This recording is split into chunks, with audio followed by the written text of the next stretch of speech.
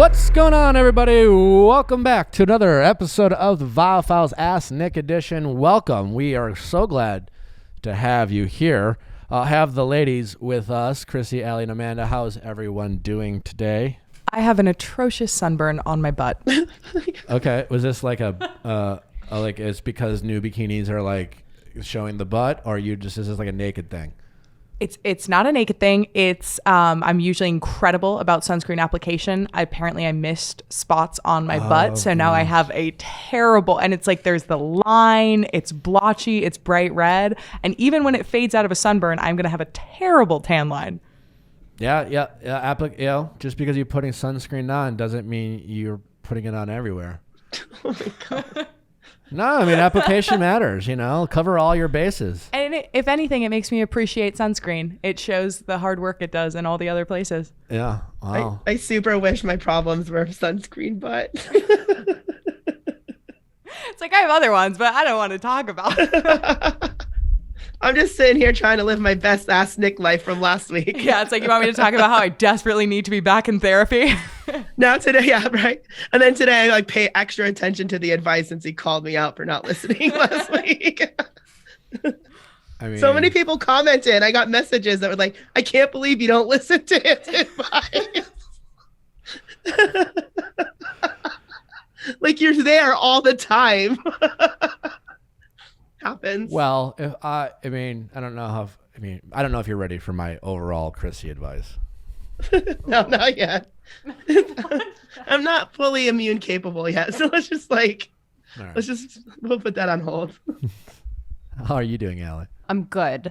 I'm trying to think about what I did this weekend. Your arm hair. Okay. Here's the tea. I moved this weekend, moved into a studio apartment, good times. I went to a Taylor Swift Soul Cycle class, was lovely, knew every word to every single song. Then decided to purposely remove all of the hair on my arms to see how that went. Went pretty well. You shaved your arms? No, I used Nair because I didn't want to have bumps. Uh-huh. They're really smooth. Amanda, you want to feel it? Yeah. Yeah, she can testify. They're really smooth. And I feel like you're like an exhibitionist on your own body, Allie. You're like, why not? yeah. Well, one time, okay, you want to hear a story? One time in college. So there's different kinds of Nair. There's the normal kind, which is supposed to be used for legs and arms. Uh-huh. Then there's a kind for your sensitive areas. I didn't realize that there was a difference. So in college, I used the normal kind on my down under. Uh-huh. Started hurting really bad in the shower, but I was like, it's fine. It's getting the hair off. Gave myself a chemical burn on my hoo-ha.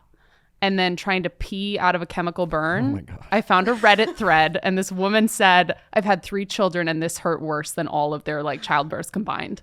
So I've had a long history with Nair. Please get the specific kind if you're going to use it on your vag because it hurts. Well, I'm also appalled that you had a chemical burn Why would you ever over use your any coochie. kind of Nair on do people...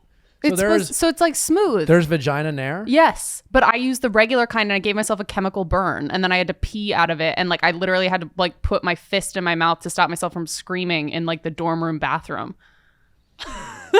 So when you say I'm an exhibitionist, that is such a visual. Yeah. It's such a visual. I don't even. Can you handle that visual? Because I can't. I can't handle it. I went to this one really cheap but kind of sketchy waxer in the Chicago area who would punch my coochie before she would wax it because she said it would make it hurt less. And I think there's a point to it because the punch hurts so much more than the hair removal. I love how I told you to chat and open up a little bit more, and you guys went right with Instant vagina stories. Maybe we should stop with visual things that we can have clear visuals on. It's a PSA. Maybe it's a PSA. If it helps one person. Yeah, I should work it. with Nair and just make it really clear for people. I feel like men sometimes don't know the lengths women go to 100% for hair removal, especially because I think porn creates the most insane expectations, not even around body, but just around body hair. But more importantly, if we just help one young lady who is not sure if she Don't should give be yourself a using- chemical burn. And if you have gotten a chemical burn, feel free to reach out to me and we can talk about it. Well, with that said, we have a fantastic week ahead for you on the Viall Files. Big week. We have the Bachelor finale, so we're going to have the one and only Mina Kimes. You know her. She's been on a couple times to recap of ESPN. Very analytical, very detailed Bachelor fan, and she's going to help us break down the finale. There's tons to talk about. What goes on in the finale? Is Katie happy? Is she in love? Is she going to lean into her love? Is she going to go after Greg? How is the... I feel like the Greg story is not done. We will find out. We will break it all down with Mina Kimes. And then we will be interviewing, we think Justin, maybe Greg, probably one of the two, but one of the finalists from The Bachelor. We have yet to get confirmation on who that is, but they will be in studio on Wednesday, so it's a big week. Be sure to join us. Can't thank you enough for listening to the Viall Files. Tell your friends, subscribe, all that fun stuff. 5-star reviews on iTunes. And if there's nothing else, let's get to our callers. Question time with Nick. Let's ask Nick your sexy questions. How's it going? Good. How are you? Good. What's your name? Jennifer. Hi, Jennifer. I'm 32. How can I help? And I live in Canada. All right. How can I help? Okay. I have this partner of 3 years. It's always been on and off since the get-go. We never really had like a honeymoon phase. Yeah, it's always been like quite rocky. I was single for a long time prior, so I had a really tough time adjusting to being in a relationship again. I was hesitant getting into one just because I felt like I wasn't ready. I have friends who have been kind of like exes, I guess, if you will. And those people are still like my friends today. Now, my partner tends to break up with me over really petty things. Like every time I'm honest about something or try and talk to him about something, I basically get broken up with because he feels disrespected. Okay. What are some of the things? Give me an example of petty. One of the things was, like the most recent one was this like ex-friend of mine, or this ex-boyfriend of mine, who my partner doesn't like, actually broke up with his partner and like a guy partner and needed a positive friend. So he came here and I let him crash on the couch for the night. And another friend of ours was borrowing his car, so he was kind of stuck at my house for the day. So you dated this person in the past? Like 5 years ago. Okay. Yeah, like 5 years ago. But you slept with them and dated them and had a physical relationship? At one point, yeah. Okay. And so anyways, so what happened was I had let him crash on the couch and I let him bathe the next day. Meanwhile, I was out with my actual partner all day the next day. And told him about it and everything, and he got really upset to the point he literally broke up with me because this man, I let him bathe in my bathtub. You took a bath? That was literally one of the reasons. Because he bathed? I mean, I'm just more fascinated that he took a bath. Well, I let him because he was stressed out and things like that, right? I was out with my boyfriend all day. He was at the house by himself. And what did he say? He just like, that's shitty, we're breaking up? He just like lost it. He got really mad, really upset. You're disrespecting me kind of thing. I don't appreciate him being around. Okay. Because he doesn't like him, right? So feels like I shouldn't really have him in my life because my partner doesn't like him. But then you get back together? Typically, yeah, we do. Yeah. What are you right now? What's your relationship status now? Right now, we're not together. Why? Because of because of this story you just told me? That's right. Okay. That just happened like a week ago. Gotcha. But he's done this before. Yeah, over silly thing. To me, they're petty problems that like we could easily talk it out and hash it out. You don't need to break up with someone over it. In like my personal opinion. And my partner, so he's 50. So I'm 32, he's 50. He's in the NA program. He has like 8 years clean. He also got diagnosed with chronic fatigue syndrome. I'm not sure if you know what that is. He's always tired? Yeah, but it's more like you're sick, like just constant, right? Gotcha, like, okay. So it's like his like coping with like big emotions like that, he has like a really hard time, right? So instead he just kind of bolts. So doesn't know it how to affects his deal. mental health. Yeah. Okay. And so basically I wrote in because I feel like lost. I don't know what to do because I really love this guy. I've invested a lot of time. My own son's dad passed away almost 5 years ago. And so he's kind of the closest thing my son has to a dad. Yeah. But I'm struggling trying to navigate the relationship. Well, there's a couple things. I mean, yeah, listen, people have the right to get upset for things. He wouldn't be the first guy who got frustrated by the idea that someone you used to be intimate with, like, is now sleeping on your couch and bathing at your house. Like, so I get where that point of frustration comes. I mean, but how he handles his frustration is obviously a different story. And taking aside his health problems that might be playing a role into this, like, yeah, like it matters how they handle stress. I mean, also, like, so he broke up with you. You're currently broke up. He's currently broken up with you for that. And you're right. It would seem silly if he broke up with you for that. I mean, he has a right to be upset, but, it would make more sense to talk to you about these things and communicate his frustrations and say, hey, babe, like, well, why did you do that? Like, I'll be honest, that kind of frustrated me, or that makes me upset, or that made me feel insecure, or, and assuming he does trust you, and be like, well, nothing happened. I mean, I guess I see your point of view, and I won't do that in the future. Has he asked you not to do stuff like this that you did anyway? Question. He stated before with him and another friend of mine who's male that he doesn't like them. He doesn't want the drama in his life. I guess in a way he's kind of stated like, I don't like him. I don't want it in my life. But in my, like, I don't know. I guess I view it a little differently. Like, I view it as like the only drama that's really being caused is how he's reacting to the problems. Maybe, but I mean, I'm not necessarily. agreeing with him or disagreeing. I'm just saying he has voiced a frustration of you having relationships of any kind with people you used to be intimate with. That sounds like the theme. Right? And you disagree because you're just like, well, there's nothing going on.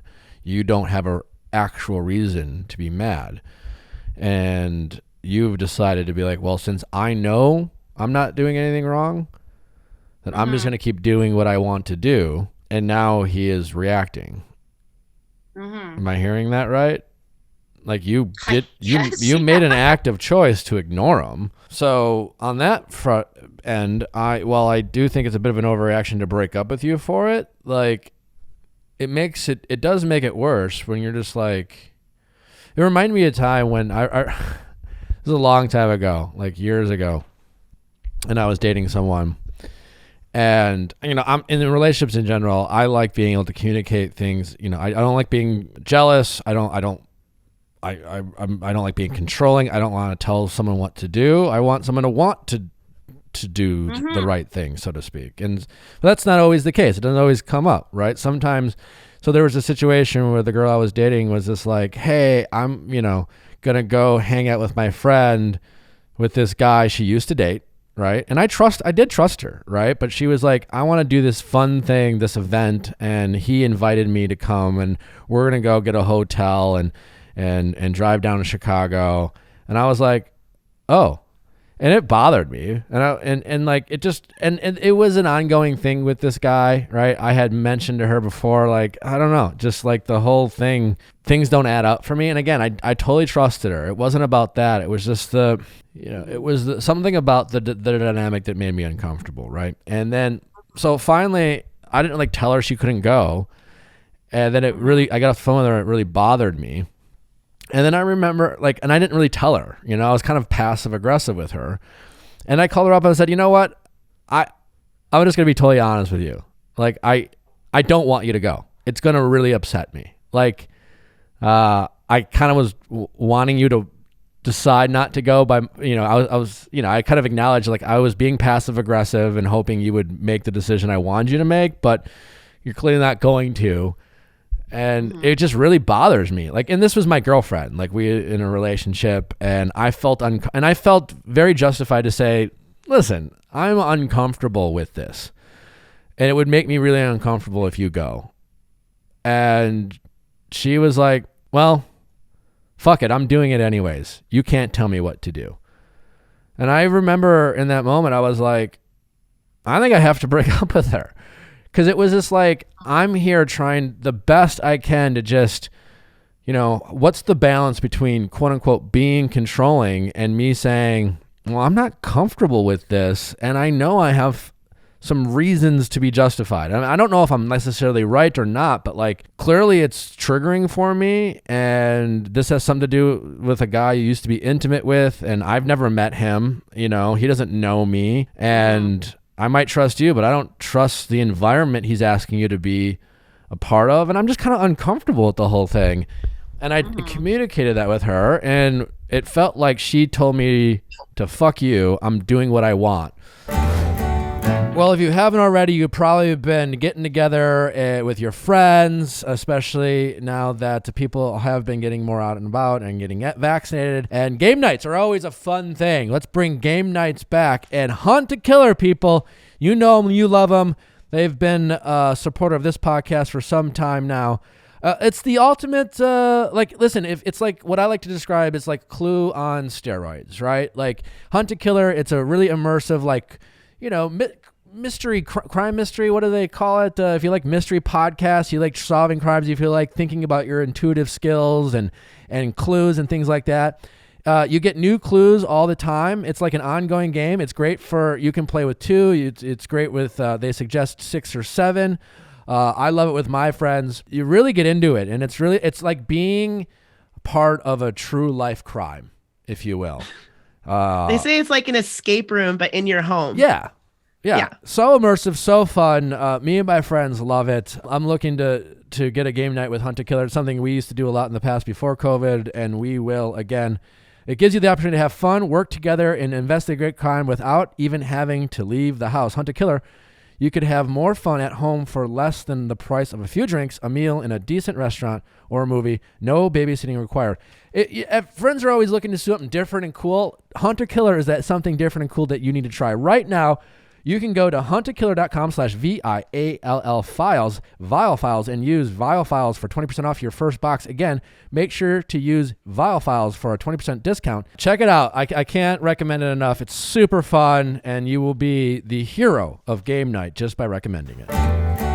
Oh, Brooke Linen, the 8th wonder of the world. You know them. You love them. The greatest sheets that you can find. They should be the most expensive sheets in the world, but they're not. They're so reasonably priced, and they're so comfortable. Not only do they have sheets, they have duvet covers, comforters, all-season duvet comforters. The duvet cover I have, it's great in the winter, it's great in the summer, and I know I live in LA, but like for LA people, it gets cold. It's always comfortable. It's always the perfect temperature. Natalie and I love going home and getting into our Brooke Linen every time we travel. We can't think about it enough. Towels, duvet covers, they have it all. And not to mention, the best thing that they have is their loungewear, sweatpants, hoodies. The material is like just slipping into perfection. I can't say enough about it. Truly the 8th wonder of the world. So check it out right now. And you don't even have to take my word for it. They have 75,000 5-star reviews and counting. That is a lot of reviews. They have great customer service. They're truly the best. Love working with Brooke Linen. Give yourself the comfort, refresh you deserve, and get it for less at Brooke Linen. Go to brooklinen.com and use promo code VIALL to get $20 off with a minimum purchase of $100. That's BROKLINEN.com and enter promo code VIALL for $20 off with a minimum purchase of $100. That's brooklinen.com, promo code VIALL. And yeah, I was kind of like, it made me feel like, well, she doesn't respect how I feel. Like I can't even in the most, and again, I didn't raise my voice. I didn't tell her you can't do it. I just tried to very calmly communicate it with her.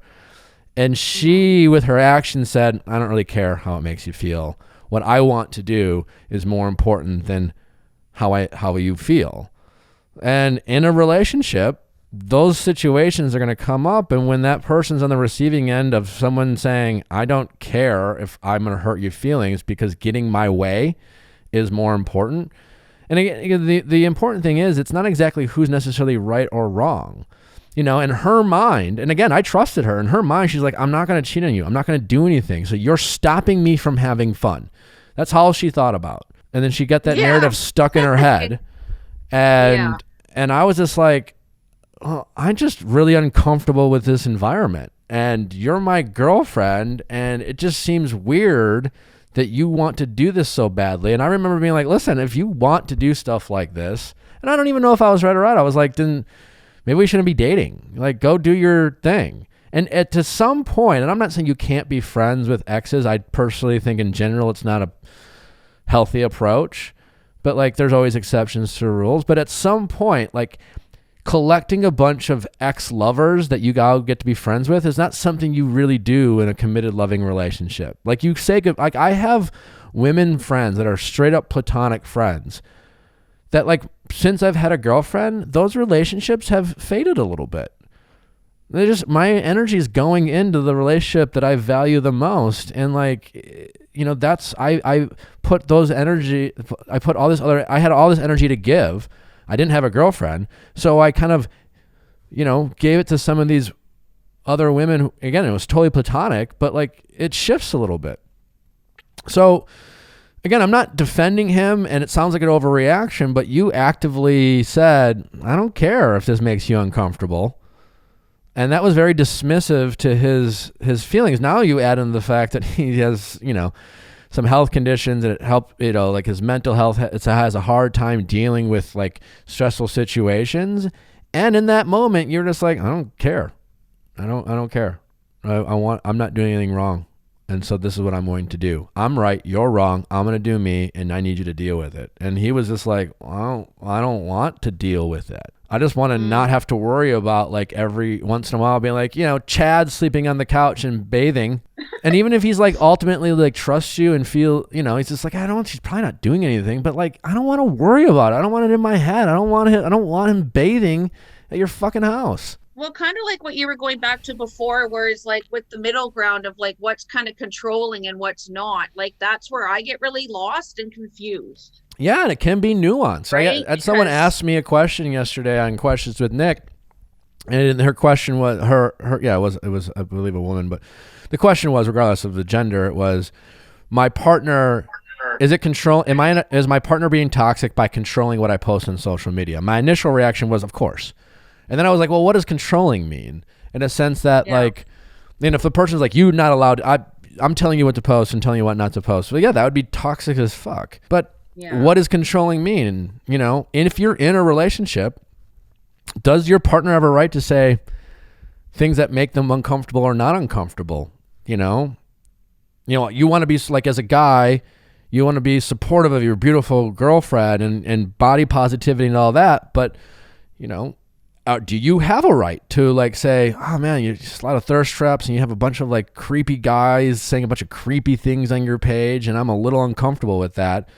And does your partner have a right to say that makes them uncomfortable? You know, I mean, people can debate this, right? You know, there might not, you know, my people listening might have a lot of different opinions in this moment that we're saying it. But the point is I do think to some degree your partner has a right to say what makes them feel uncomfortable, especially when it comes to your actions engaging with other people. Just because you're not going to, you know, fuck them doesn't mean that you get to like have dinner with exes whenever you want, because like, we're friends. What's the big deal? We're just having dinner. And you're like, well, I don't know. Like, if you want to have dinner with exes or other guys, like, break up with me. And you're just like, well, I'm not going to cheat on them. What am I doing wrong? You know, and that's for everyone to decide. Like, you can really justify all these things if it's just like, well, I'm not going to sleep with them. I'm not going to do anything, you know, but you don't know what that other person's thinking and feeling, and your ex/friend just got in a fight with their partner. They're vulnerable. How many times have we heard a story where, you know, so-and-so is feeling vulnerable and hurt and mad, and they reach out to someone from their past and things unravel and happen.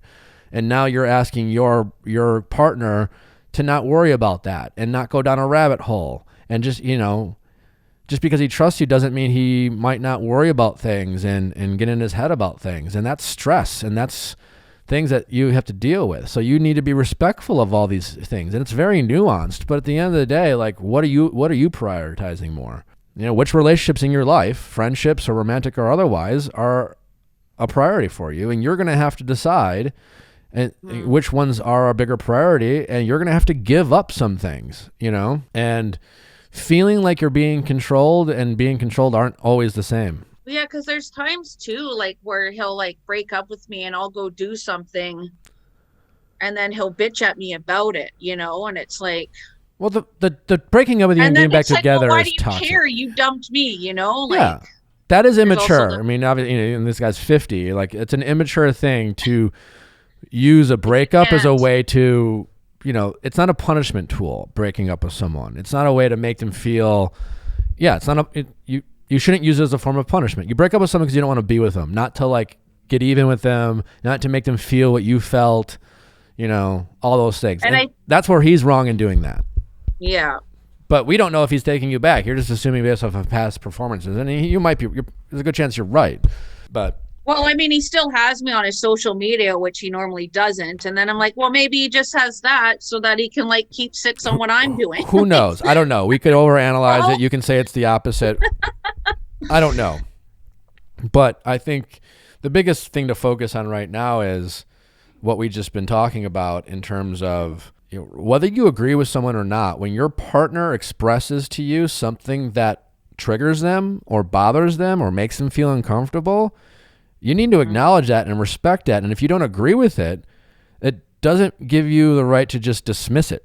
You're going to have, if you want to be with that person, then you have to work through it to the point where you find some sort of compromise or resolution before you just go on and do the very thing they've said, this triggers me. And if you can't come to an agreement, and if you're like, no, like fucked up, this is controlling, then you should break up with them. You know what I'm saying? So if we're going to like the social media example too, like maybe what makes them feel triggered and uncomfortable is still fucking controlling. Maybe that's the case. And if that's how you feel, then you should end that relationship. Mm-hmm. But saying that's controlling, fuck you, I'm going to stay with you, by the way, and I'm going to do it anyways, it's just fucking toxic as shit.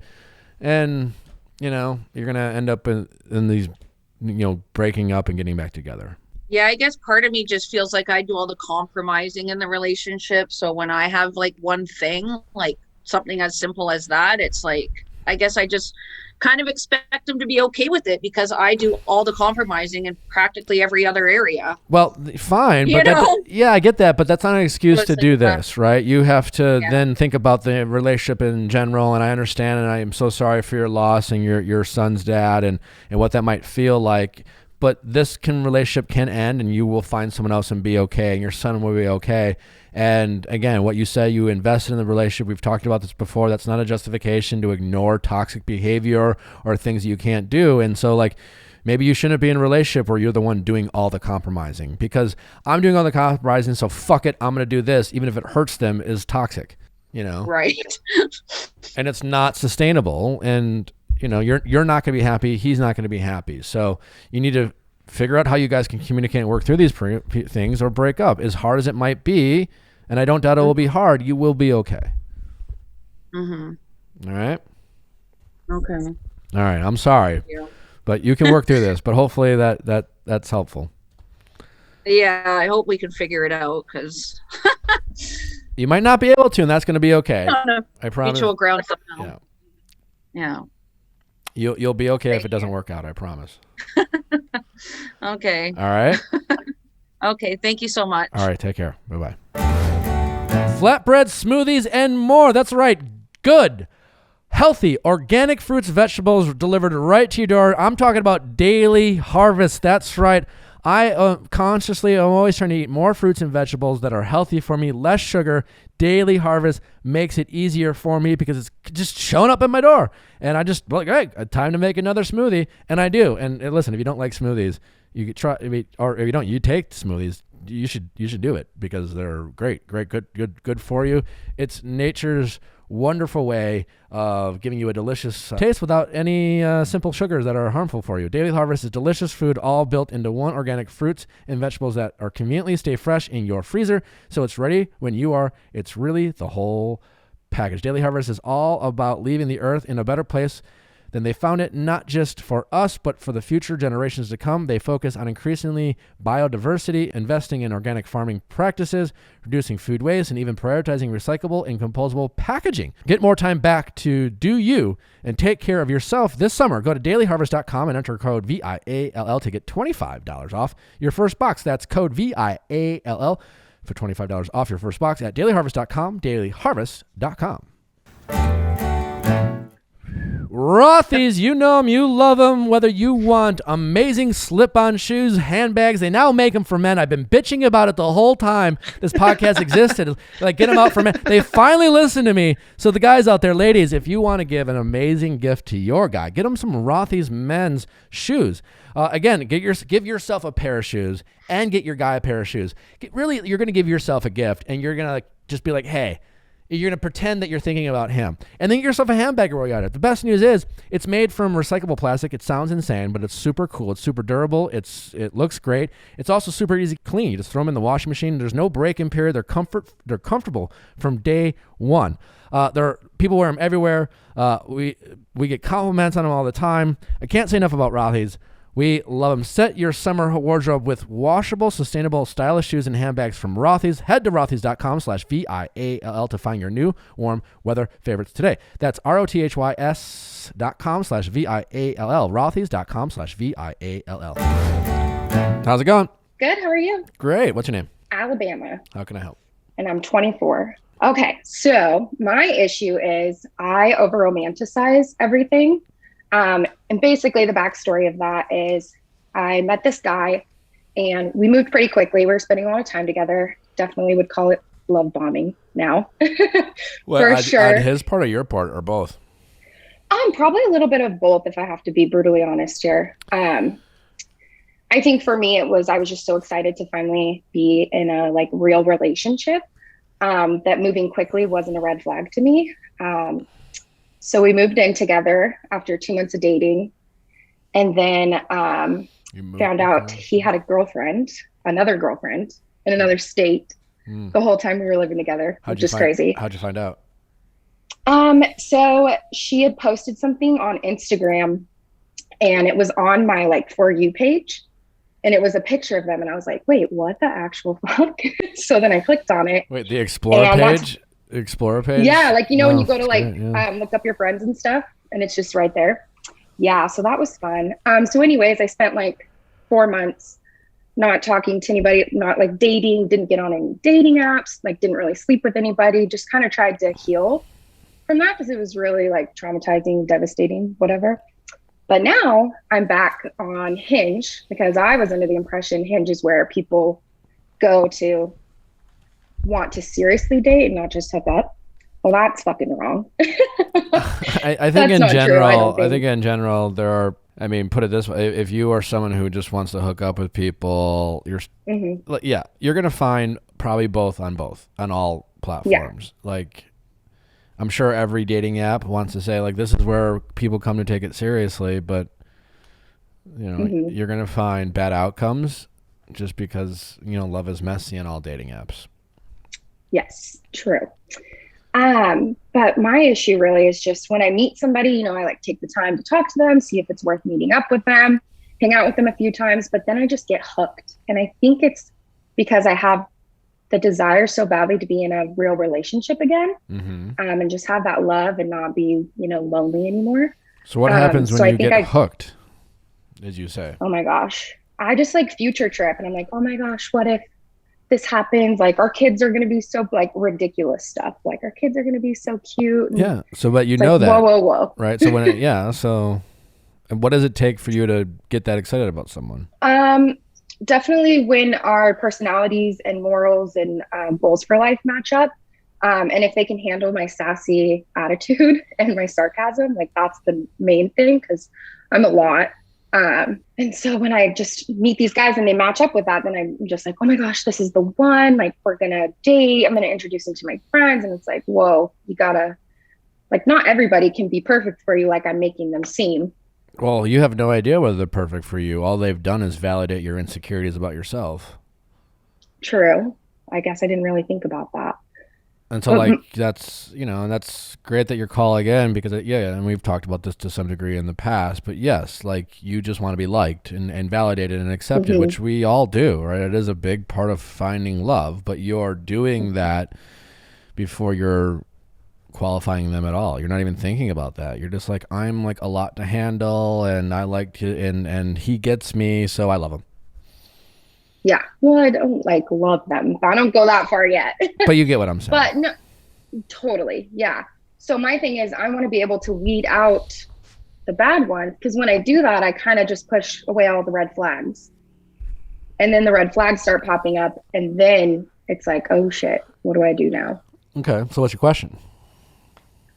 My question is, how do you not, it's like, it's normal to get super excited about somebody, but how can I bring myself back down to reality and be like, okay, this is where you need to like not over romanticize everything just because you want to be liked so badly and be in a relationship. Like you're going to attract the wrong people doing that. I feel like personally, and I have been attracting the wrong people by doing that.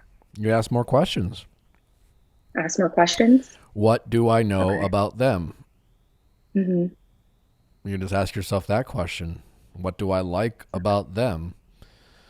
If a red flag pops up, you go, well, what do I need to ask to determine whether this red flag is a problem and something I need to remove myself from, or it looks like they're, it's a red flag, but they seem to have a good grasp on it.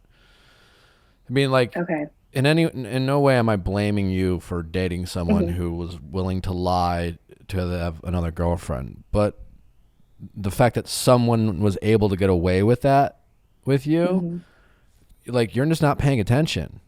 You're not asking any questions. You're not, you're so wrapped up in as you describe, your fantasy of thinking about the future and what your place is going to look like and how you guys are going to decorate it. And oh my God, we're so in love, et cetera, that like you're not even looking. It probably might even be right in front of your face. The sign, like, who knows? Maybe you're dating this Machiavellian person, but like this guy was literally or his girlfriend, like he clearly wasn't like that secretive about it. Like Instagram was like, hey. Yeah, right. Well, he didn't have social media, so I don't think he realized that we would ever find out. Either way, he wasn't that, like you're not necessarily describing someone who's like so Machiavellian that he's like really good at, covering his ass. And that would make sense. And again, you're so wrapped up in being accepted and then fantasizing about your future rather than getting to know these people, learning about their past relationships, who they dated. And then, when people, like when you eventually get to the point where it makes sense to talk about past relationships or it comes up, when something they say doesn't make sense, then you ask them to explain what they meant. When people go on dates, people they're on dates with say things that don't make sense all the time. And we often make the mistake of either running from it and being like, oh, red flag, gotta run, or ignoring it because we really think they're hot or they are funny and they make us feel validated. And we're just like, I don't know, whatever. I don't know. It doesn't make sense, but like, I'm probably just misunderstanding them. Yeah.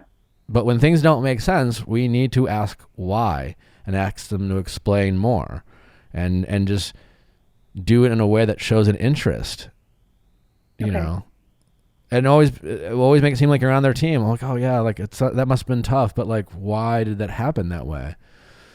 And their explanations are either going to make them make less sense or more sense. There's no like, well, actually that doesn't make. Now I'm more confused. Or oh, okay, that makes sense. Okay, so just ask deeper questions. Ask deeper. Ask like it doesn't sound like you're asking any questions.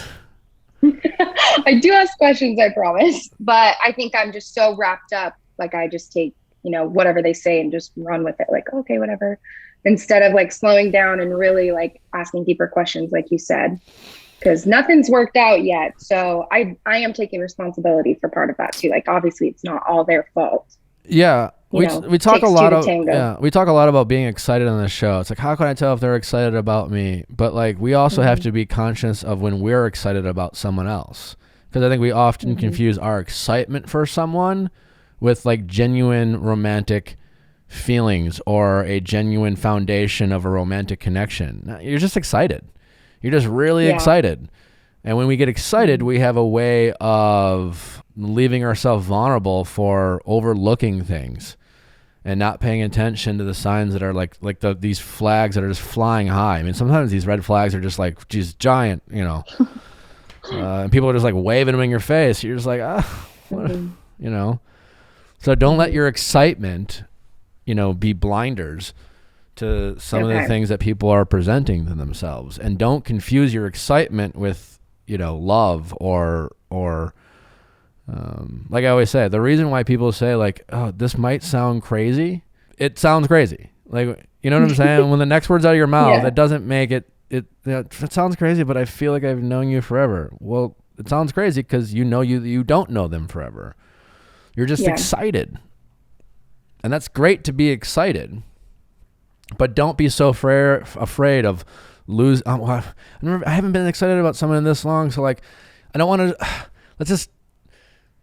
I don't want to ruin a good thing. Let's just enjoy the excitement. Don't do that. That's what I've been doing. Yeah, that's what I've been doing. Do you have any helpful tips for dating on apps? Because I don't think I'm going to run into someone at the grocery store like I would love to have happen. But who knows? Get good at asking questions. Don't waste a lot of time texting back and forth. I think the Zoom first dates are great.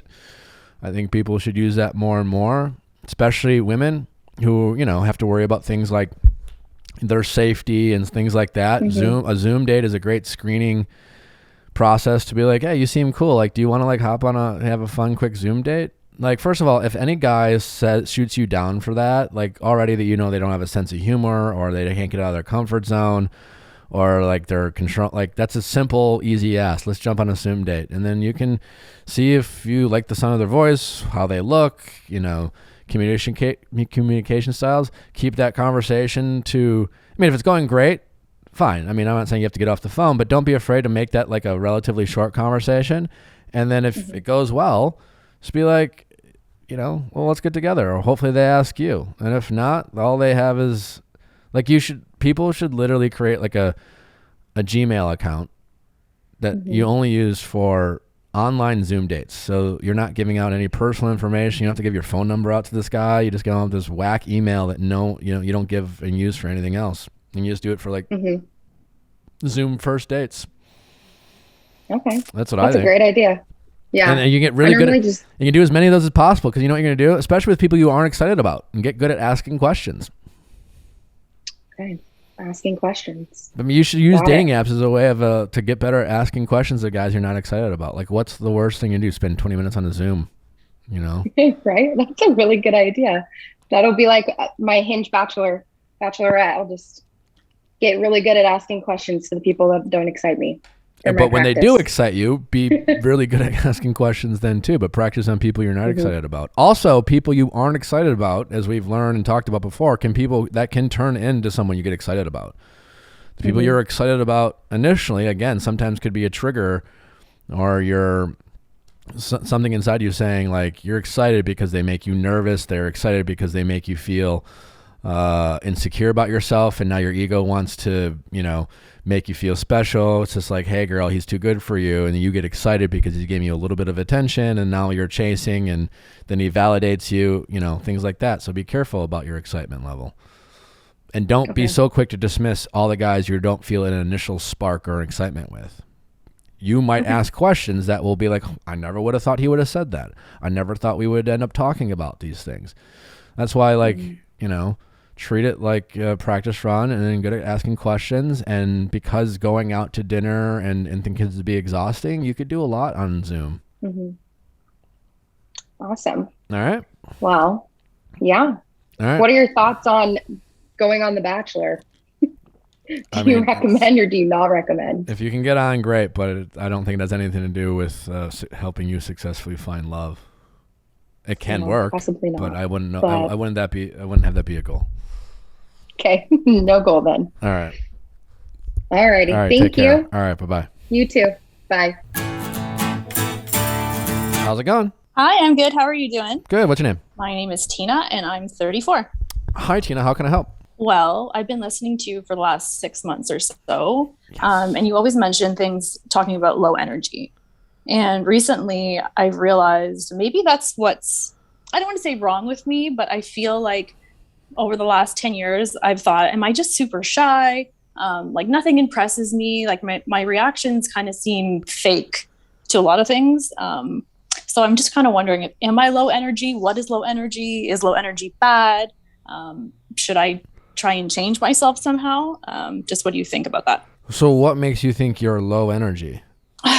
So since I listen to your podcast all the time, I think like we have a lot of similar personality traits, which nothing wrong with that, but I'm just like thinking that maybe that's my reason that I'm not overly, I don't easily get impressed. When someone is excited about something, I'm like, yeah, okay, that's cool. But inside I'm happy for them. But what I present to the outside is like very like, just like I said, baseline, and almost like comes off as negative.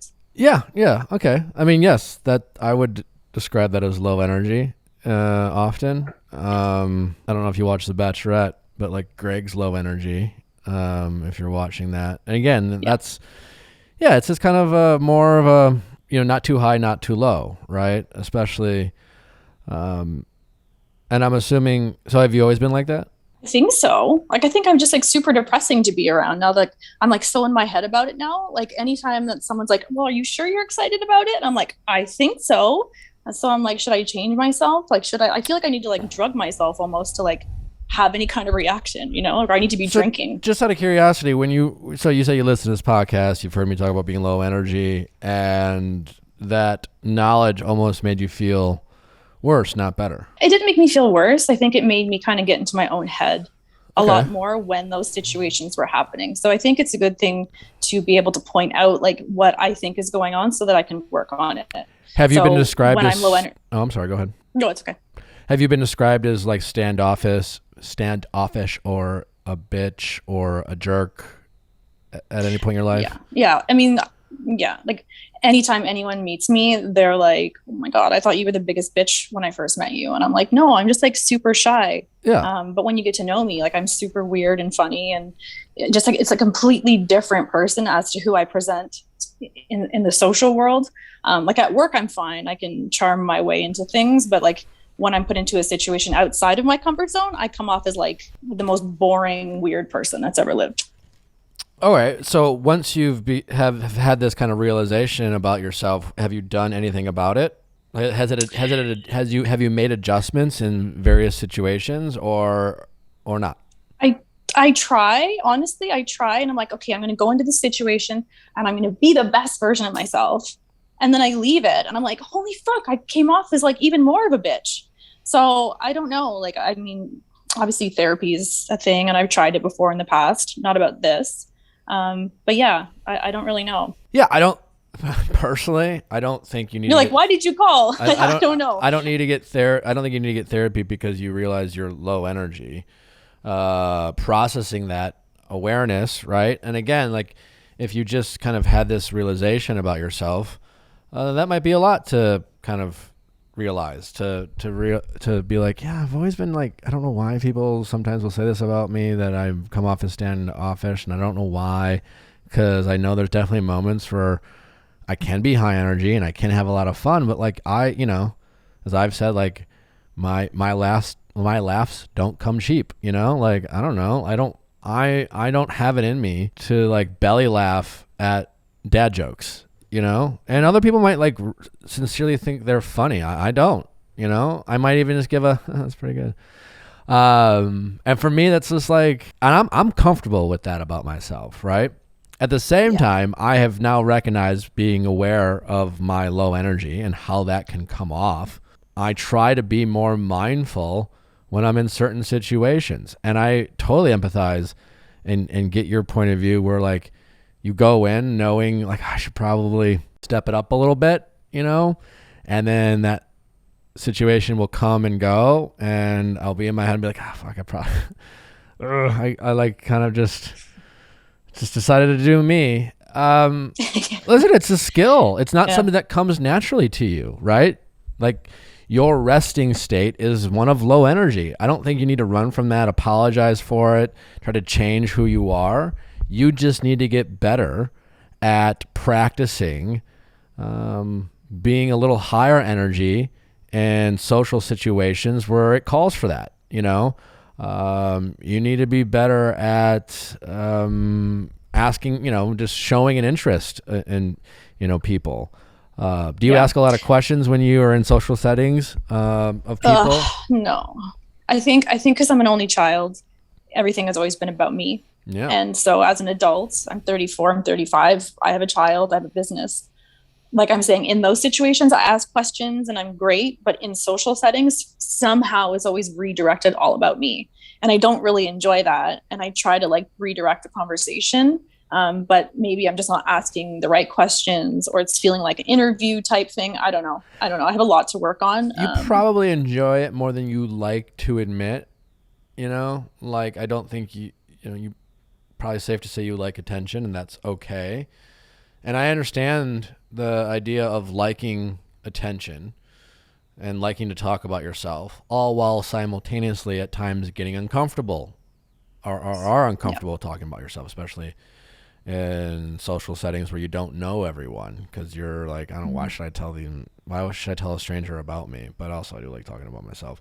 I think you should really just practice asking questions of people that you don't know and are just meeting, and show a genuine interest in them. That's a great way to make people feel special and make people feel like you like them without like being all excited all the time. But it's just so weird, because at work I can do it. Like I can put on a show and I can, like, everyone loves me, but it's like outside of that world, it's weird. But you're doing a job and at work, and you have a rapport with people, and you're talking about going into a party and doing that. You don't have any motivation. It's not your job. It doesn't come naturally to you. So that's true. You just work on it, I do think asking a lot of questions around that. Observe some of your friends who are more extroverted and what they're doing. But I do think you should be comfortable and not apologize for who you are, all while working on the things you have to work on. Don't try to be someone you're not. And you have to give yourself some patience a little bit. But I think having this realization for the first time in your whole life is a good first step. And then you just sometimes and then now that you know that about yourself, you can sometimes say that. You can sometimes even acknowledge it. Kind of an icebreaker, be like, I'm sorry, I hate this about you can kind of self-deprecating jokes and things like that. But as long as you just show an interest in people, it will go a long way to, just small talk. What do you do? What brings you here? Talk about this party that you're at. Mention that you're awkward. I don't know.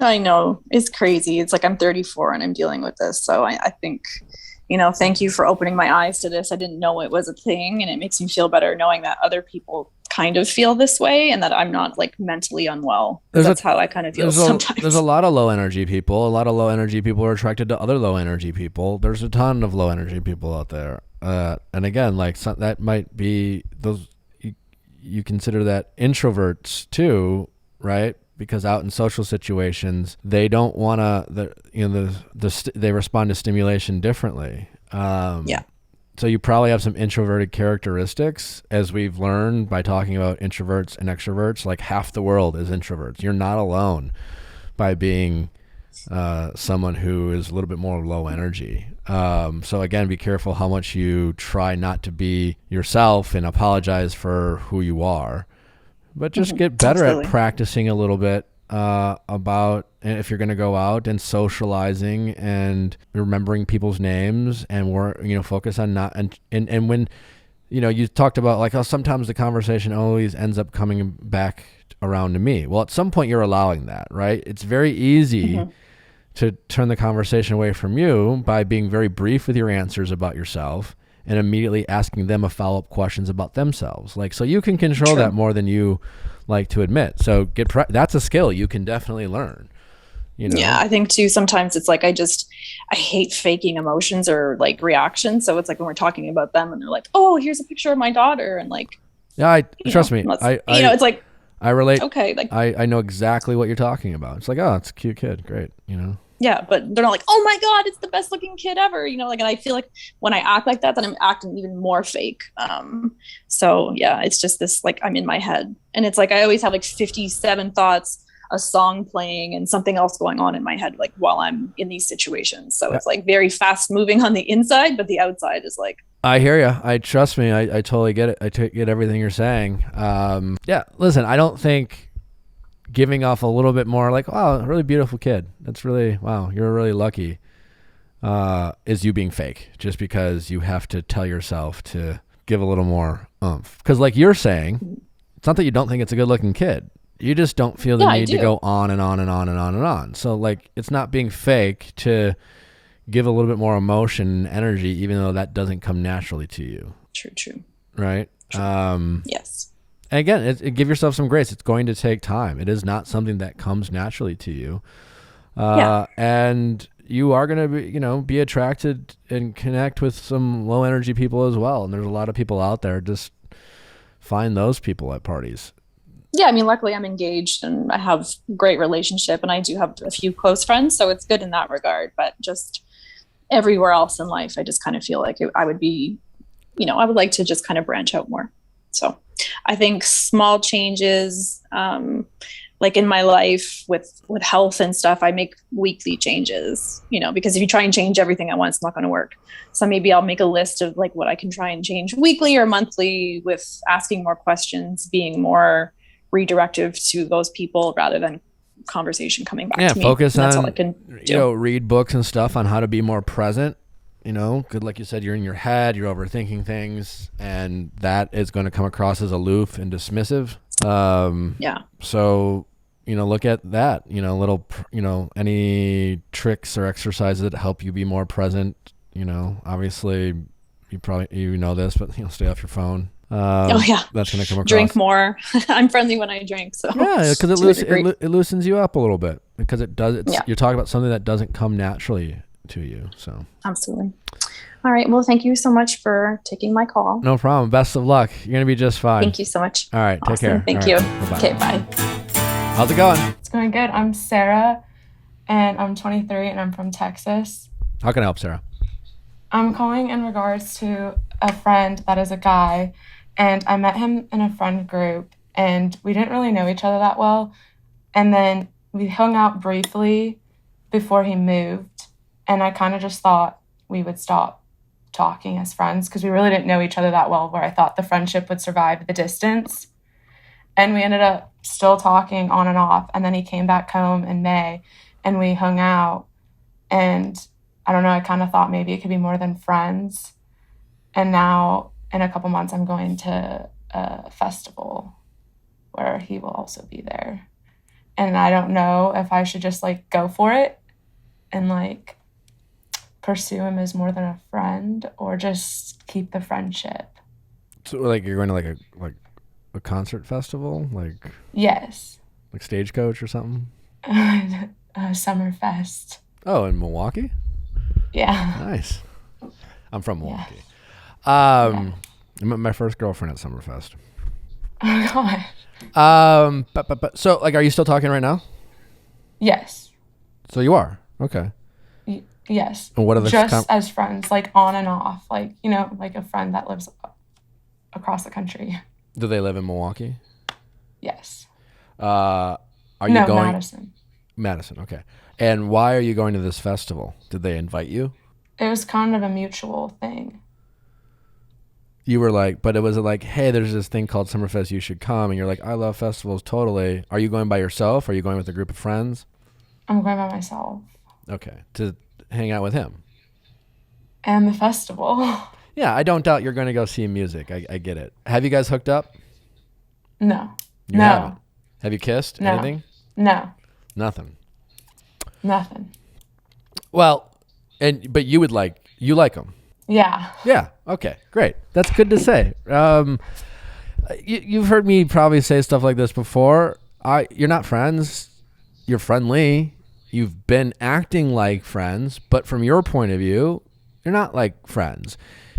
If you went to this festival and you're like, we're friends, and you're like, I want to, you know what? If let's say you decided you didn't call, you're just like, I don't want to ruin a good thing. We're friends. We're cool. We're going to be totally friends.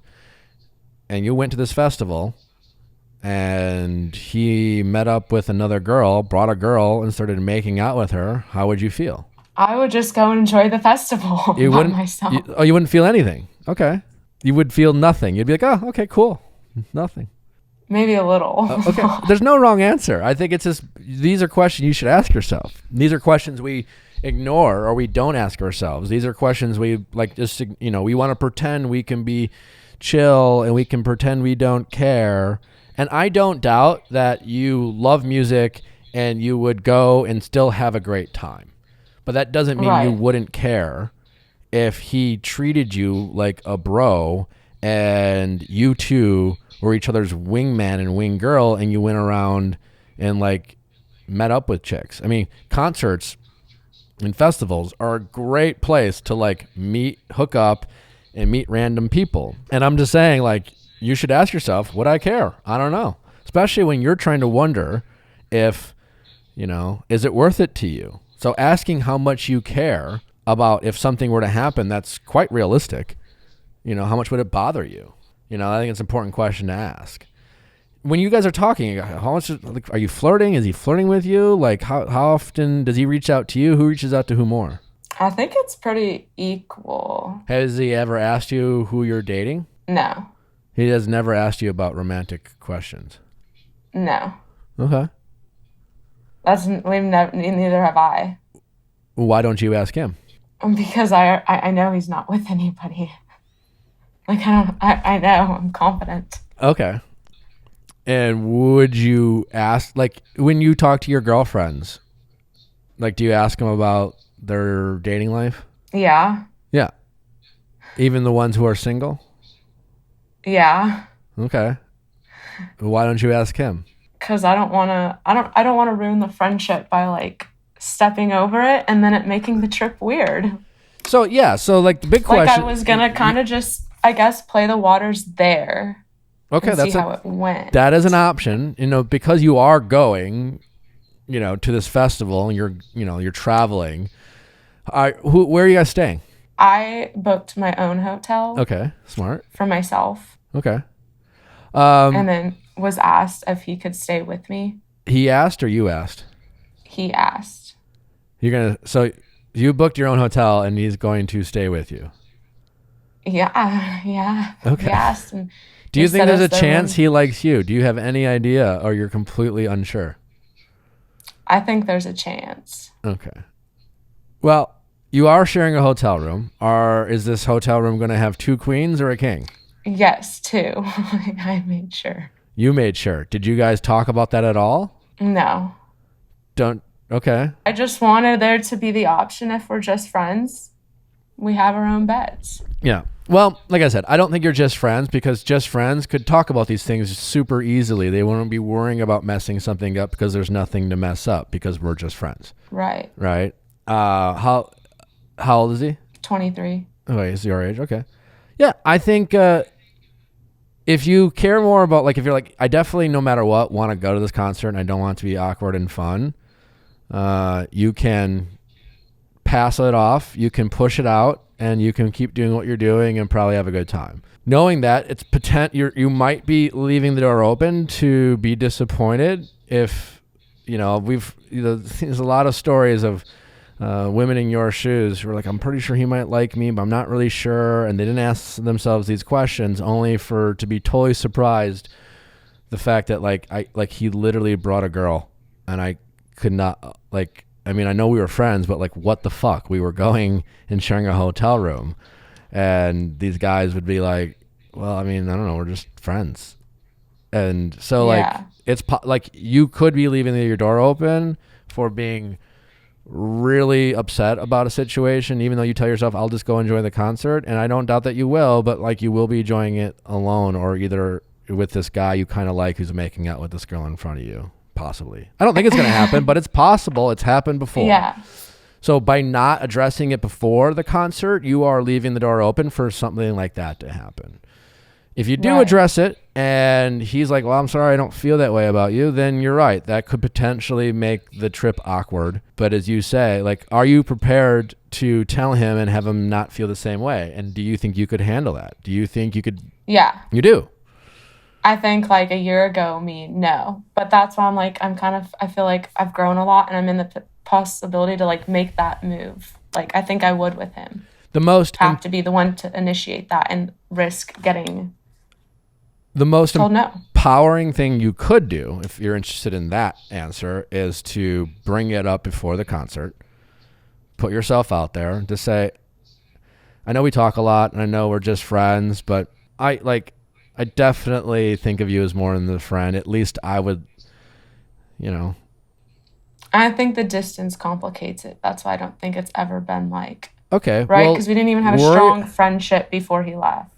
Fine. Worry about the distance. Like you're not asking for a proposal. You're not asking for life commitment. Like you're just like, can we maybe make out and get drunk and enjoy a show together? And just like, let's just worry about liking each other and the distance afterwards. But like right now, you guys are, you're confident he's not dating anyone else. You're talking on a regular basis. You're building a relationship right now. So a lot of the things that would be required to maintain some sort of long distance relationship, you're already doing. Either way, it doesn't change the fact that like the most empowering thing for you to do is just put yourself out there. If you don't get the answer you want, you're just like, listen, it needed to be said. I wanted to say it. I don't regret saying it, but like, I'm cool and I still want to come up and I'll be fine. But like, we're going to go and have a fun concert and just be totally chill about it. Like, and that would probably just fuck him up even more. But that would be the most empowering thing you can do. It would be totally okay if you're not there yet. And it's I think a harder proposition than a lot of people realize, but that would be the most empowering thing you could do is address it now before Summerfest happens. And because it also, while it's the riskiest, it gives you the best possible outcome. The best possible outcome is you go up to Milwaukee, you go to Summerfest, you guys have a fucking great weekend together, you make out, you enjoy some shows together, and you have a little love affair weekend, and then you see, like, was it so great that it's worth making a long-distance relationship work, or was it, like, only, like, okay, and we had a great weekend, but I don't know if a long distance relationship is really like all the work that's put into it. Like this was only pretty good. It reminds me of like a bachelor date where it's just like a fantasy, so you can have fun and not worry about anything. Sure, but like right now you're like in limbo and in purgatory, and you're I think the confusion of not knowing how you should treat him and what you actually are is going to make that weekend less fun than it could be. Right? Yes, that's what I was thinking about with like the whole staying situation. So if you think you can handle being a little rejected and still have a good time, that would be the most empowering thing. And especially if you do get rejected and actually have a good time, that will 100% make you feel the most empowered. Be like, I got rejected and I got over it, and I recognize that like it's okay, and I'm honestly like I like him, but I'm not obsessed with him. I don't know if I'm like the idea of having a long distance relationship with him doesn't sound ideal. I'm not desperate. I just like him. I don't know. I just want to find out more. Yeah, that's kind of where I'm at. I'm not going to like him more just because he rejected me, Yes. Then go to Summerfest and there's going to be a bunch of guys that you can meet and have a good time with. Yeah. So that's what I think you should do. Okay. And just if you do put yourself out there, don't apologize, don't make excuses, don't say words like I kind of like you. Just be honest. Just be totally honest and see what he says. Okay. All right. All right. I think that this could go really well. My guess is, based on what you're telling me, he must at least like you a little bit too. I mean, you're both 23. He's having a girl come up to a concert. He is spending the hotel. Like, this is... I think you guys are going to hook up, call me crazy. But who knows? But it's definitely better off He's going never in there had with a clarity. girlfriend. What's that? He's never had a girlfriend. So what? Is he a virgin? I don't know. I haven't asked. He's your friend. You say he's your friend. What do you guys talk about? Are similar things we like: gardening, plants. Well, you have a month and a half to escalate these conversations. So I think it'll be all right. He's staying in a hotel with you at a music festival. Okay. I mean, if that's not the recipe for a hookup, I don't know what is. All right. Well, best of luck.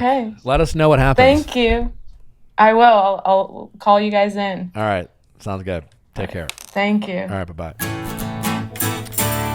What a great episode. Don't forget to tune in tonight for our recap of the Bachelorette finale with Mina Kimes, as well as bringing back either Greg or Justin. Probably Justin. We're not sure. We'll see who we get, but they'll be with us on Wednesday. Bye.